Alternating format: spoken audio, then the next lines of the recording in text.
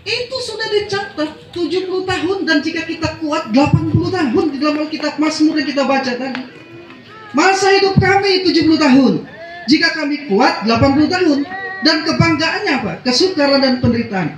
Sebab berlalunya buru-buru kami melayang lenyap. Mazmur 90 ayat 10. Inilah fakta pertama dan terpenting. Seiring dengan bertambahnya usia, berarti hidup biologis kita berkurang bila ditinjau dari kronologis waktu. Setiap kali kita bertambah usia, jatah hidup kita berkurang.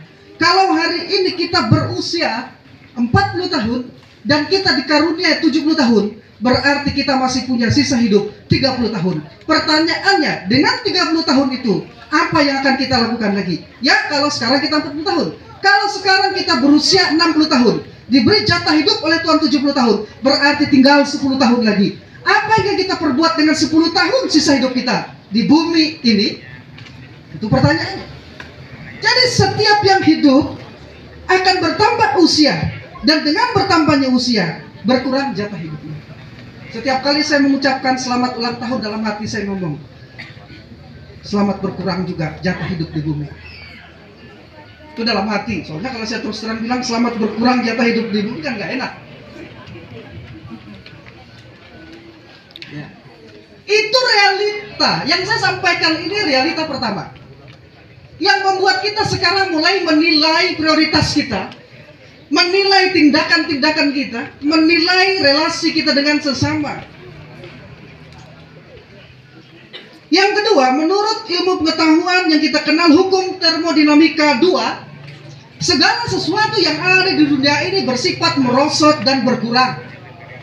Tidak ada yang tidak merosot dan tidak berkurang kecuali pencipta. Bahkan alam semesta ini mulai merosot. Lapisan ozon sudah mulai bocor, dan kita sudah merasakan panas yang luar biasa hari-hari ini. Apa yang tidak menjadi tua dan usang? Bahkan saya dan saudara akan menjadi tua, cepat atau lambat.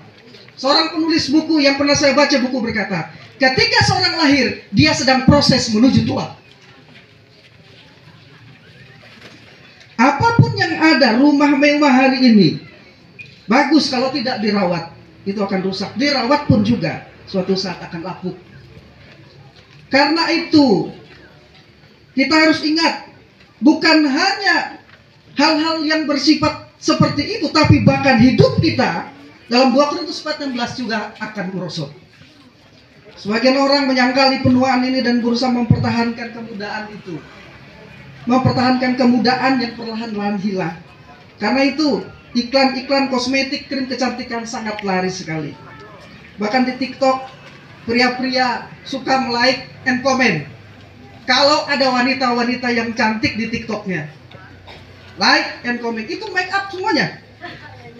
Itu semua produk dari krim kecantikan.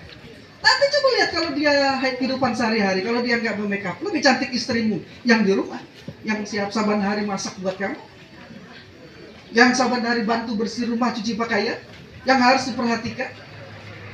Saya lihat istri sih mulai senyum di sini mendengar ini. Suami-suami kerutan di dahi tadi 3, sekarang bertambah jadi 5. Tapi itulah kita, tidak salah kalau ingin melihat istrimu cantik kayak yang di TikTok, ya bawalah dia ke salon. Setuju ya ibu-ibu ya? Ya. Bapak-bapak yang tidak setuju. Karena masalahnya ini di dompet.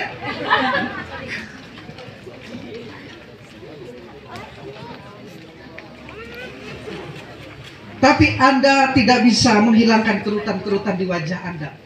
Operasi plastik bisa membuat Anda sengsara. Begitu Anda keluar rumah tidak pakai payung, muka pada lumer. Karena dari plastik, bukan asli lagi. Bersyukurlah dengan hidungmu yang pesek, tapi bisa bernafas dengan lega. Bersyukurlah dengan wajahmu yang berkerut, tapi Anda bisa keluar tanpa menggunakan payung.